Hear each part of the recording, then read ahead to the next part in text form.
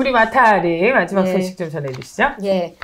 해외 언론에서는 진작에 대서특필을 했지만요. 한국에서는 비교적 늦게 논란이 되기 시작한 뉴스가 있습니다. 예. 이른바 다크웹의 존재에 대한 건데요. 그러게요. 예, 네. 지난 10월 16일에 미국 법무부는 다크웹에서 운영되던 유아동 성학대 및 성착취 영상 공유 사이트 운영자와 이용자 337명을 적발했다고 발표를 했습니다. 네. 이 공유 사이트의 이름은 웰컴 투 비디오라는 곳이고요. 네. 또 수사 과정에서 관련 영상으로 인해서 성학대 피해를 당한 미성년 23명을 구조했다고 밝히기도 했는데요.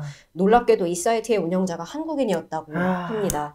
참 놀라운 소식인데요. 그러니까요. 오늘은 우리가 알지 못했던 범죄의 온상 다크웹에 관한 김동인 기자의 기사를 가져왔습니다. 네. 이 이제 다크웹의 개념이 낯선 분들이 많을 것 같아요. 저도 예, 사실 이제 저도 처음 알았는데요. 들었어요. 네. 이 부분에 대해서 먼저 좀 설명을 해주셔야 될 것 같아요. 예, 다크웹은 쉽게 말해서요. 익명성이 극대화된 폐쇄적 인터넷 공간을 뜻한다고 합니다. 네. 우리가 보통 이제 인터넷 브라우저를 통해서 접속하는 웹 세계는 이른바 표면 웹이라고 부르는데요. 바다 표면에 떠 있는 육지처럼 눈으로 쉽게 볼 수 있고 또 어디든 쉽게 찾아갈 수 있다. 네. 이런 의미에서 표면 웹이라고 부르는 것이라고 합니다. 그렇다 보니까 그만큼 감시망으로부터 또 자유로울 수 없겠죠. 눈으로 쉽게 이렇게 표면으로 보이니까요. 물리적 접속 위치를 추정할 수 있는 IP 주소가 드러나게 되고 일부 사이트는 개인정보를 제공해야지 이용할 수 있기도 합니다. 네. 또 이와 달리 특정 자격 요건이 있어야지만 접속할 수 있는 공간 또는 일부 사람에게만 허용된 인터넷 공간도 있다고 하는데요. 여기는 딥웹이라고 부른다고 합니다. 이렇게 그렇군요. 바닥 깊은 곳에 있다는 뜻이겠죠. 예. 접속 권한이 있어야지 들어갈 수 있는 곳이라고 합니다. 오늘 기사에서 소개해드리는 다크웹이라는 것은요, 딥웹 가운데서도 훨씬 복잡한 과정을 거쳐서 접속하는 더 깊숙한 온라인 세계를 뜻한다고 합니다.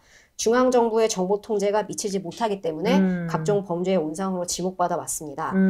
한국인 손 씨가 운영하다가 이번에 적발된 아까 말씀드린 아동 성학대 영상 유통 사이트도 이 다크웹에서 운영이 됐다고 하고요.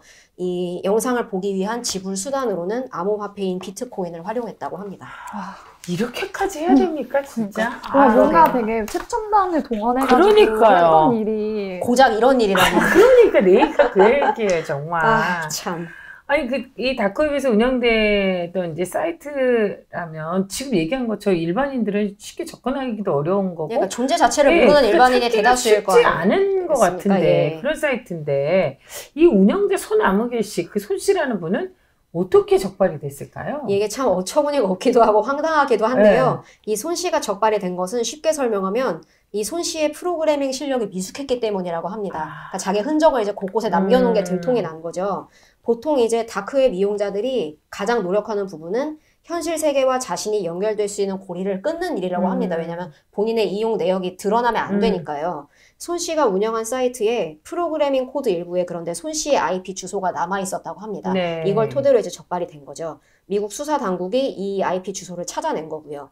그리고 또 여기에 추가로 수사 당국은 추가로 비트코인 역추적도 했다고 하는데요. 아까 제가 사이트 지불 수단으로 비트코인을 활용했다고 말씀을 드렸는데 비트코인은 가상화폐 또는 암호화폐지만 거래 내역이 공개되기 때문에 돈의 흐름을 찾는 데는 실물화폐보다 조금 더 유리할 수 있다고 합니다.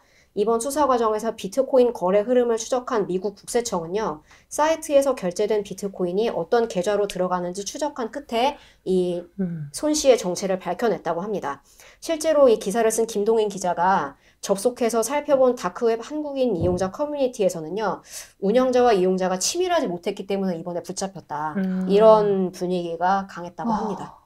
잘못했다는 게 아니라 야, 그거 찌질해서 좀 더 치밀하게 했으면 안 잡혔을 텐데. 이런 식이죠. 이런 이야기를 하는 조롱하고 거죠. 이런 거죠. 야, 진짜 얼척이 없네, 진짜. 아니, 근데 그 문제는 이제 지금 이런 반응, 그러니까 잘못을 하고도 잘못을 인정하지 않는 것처럼 적발이 되어서 이게 다행이라는 생각이 들기도 하면서도 붙잡힌 이후에 더 큰 논란이 일어났다는 얘기가 있어요. 이건 또 무슨 얘기인가요? 예, 논란의 중심에는 형량의 문제가 있는데요.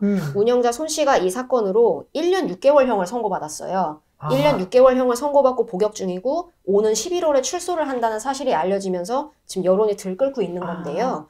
손 씨는 지난해 5월에 사이트 운영 혐의로 체포되어서 구속 상태에서 재판을 받았습니다. 그해 9월에 1심 재판부는 징역 2년에 집행유예 3년을 선고했습니다. 네. 2심 재판 결과는 지난 5월에 나왔는데요. 손 씨에게 징역 1년 6개월을 선고하고 5년간 아동 및 청소년 유관기관 취업 제한을 명령을 했습니다. 이 형량이 적절하다고 보시나요? 아니죠. 우리나라는 좀 이게 문제인 네, 것 같아요. 아동 진짜. 성학대 영상을 공유하고 유통하는 사이트를 했는데 1년 6개월이라는 형량이 사실 저는 적절하지 않다고 보거든요. 근데 여론도 그렇지가 않은 것 같은 것이 운영자 손 씨와 이용자들의 합당한 처벌을 원한다는 청와대 국민청원에 시작 사흘 만인 10월 24일에 23만 명이나 동의를 했습니다. 그러니까 여론도 이 형량이 적절하지 않다고 보는 그렇지, 것이 정말 나쁜 대다수의 거죠. 의견인 것이죠. 그러니까 네. 다른 나라에서 이 사이트를 이용했던 이용자들이 받은 형량을 보시면 더욱 이제 와닿으실 것 같은데요. 이 사이트에서 아동 성학대 영상을 제작 및 배포한 영국인 카일 폭스 씨는 22년형을 선고를 받았고요. 미국인 아마르 알라달리 씨는요. 이 아동 성학대 영상을 단지 소지하기만 했다는 이유만으로도 징역 5년형이나 받았습니다. 와. 여기에 더해서요. 또 미국 법무부는 적발된 이용자들의 이름, 형량, 그리고 현재 재판이 어떻게 진행되고 있는지 이 상황을 모두 공개하고 있다고 합니다. 그런데 최다 이용객이 적발된 한국에서는 관련해서 어떠한 정보도 공개하지 않고 있는 것이 현실입니다. 그러니까 우리나라가 보면 이렇게 성범죄와 관련해서 굉장히 이렇게 처벌 자체가 너무 느슨하다라는 거에 맞아요. 대한 비판의 여론이 많은데, 특히 저는 이 아동 성학대 및 성착취 이런 이 단어만 들어도 입에 올리고 싶지도 않아요. 입에 올리고 싶지도 않고 정말 이게 진짜 피가 거꾸로 솟는 느낌이 들어요. 그래서 사실 저 이런 뉴스 안 보거든요. 이게 뉴스를 스쳐만 한국인 이용객 최다 막 이런 거 막 뜨더라고. 근데 진짜 퇴퇴퇴 이러고 말았는데 이게 또 다크웹이 연결돼 있고 이렇게 너저분한 뉴스인지 너저분. 나 진짜.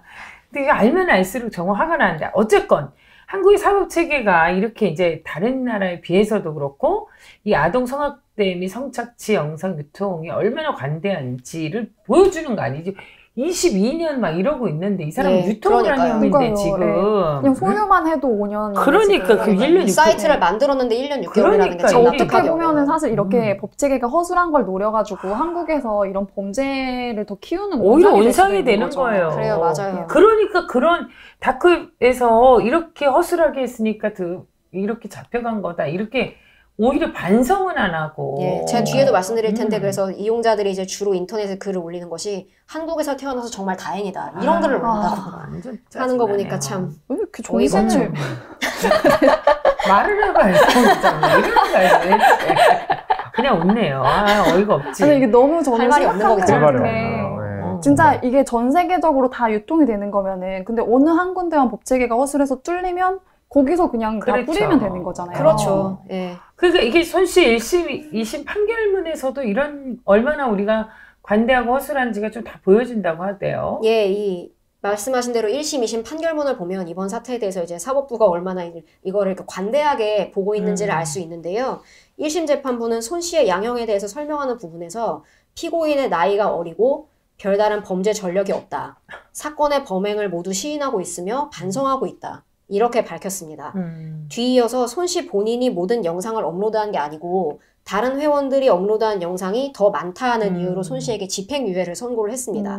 2심 재판부는 1심 판결이 너무 가볍다고 지적을 하면서도 1심과 마찬가지로 운영자 본인이 올린 게시물의 양이 얼마나 되느냐 이거를 죄의 경중을 따지는 잣대로 사용을 했습니다.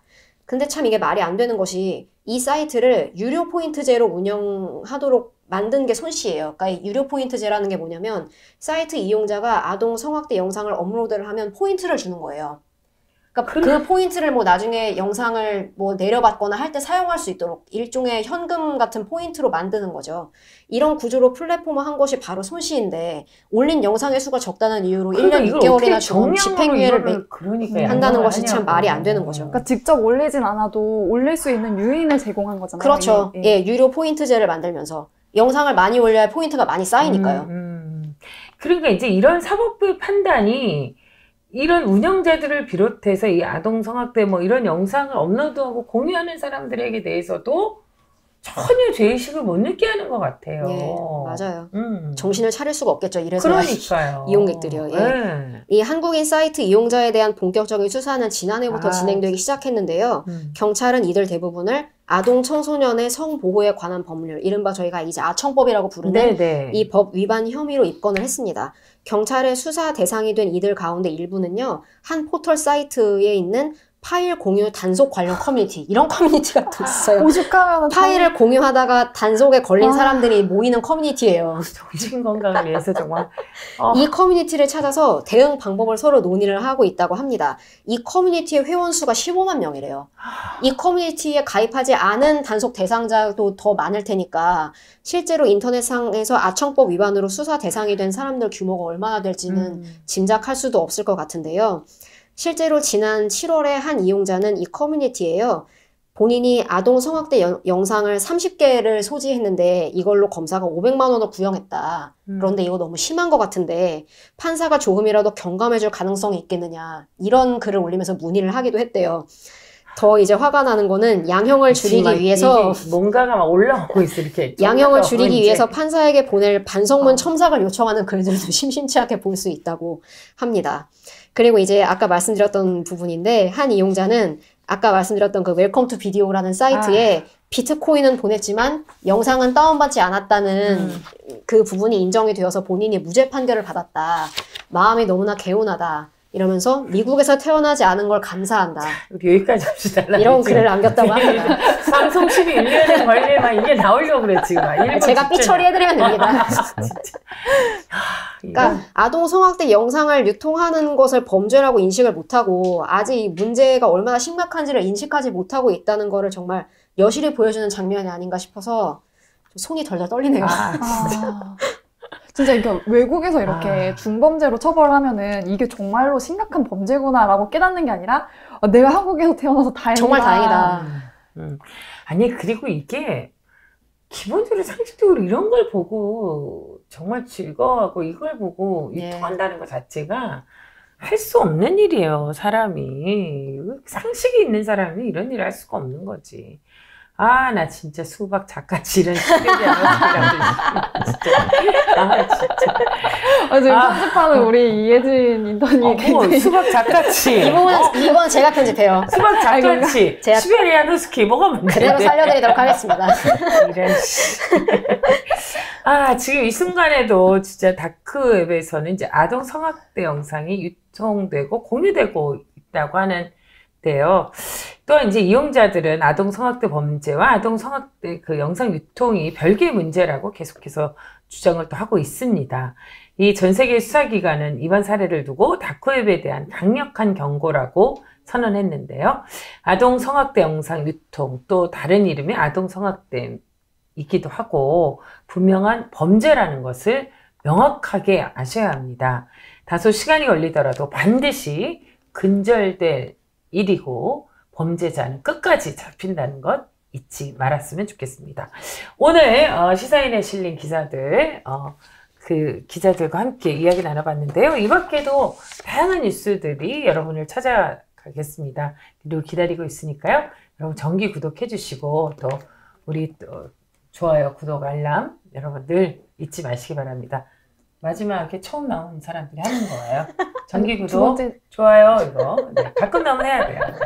정기 구독 써주세요. 뭐 이렇게 이성훈 기자답게 가장 얼굴이 정직한 기자, 가장 모범생인 얼굴, 시사인의 대표 얼굴 이성훈 기자의 정기 구독 날려주세요. 정기 구독 좋아요. 네, 여기서 마치겠습니다. 정기 구독 좋은 겁니다, 여러분. 네, 감사합니다. 정기 구독 좋은 거예요.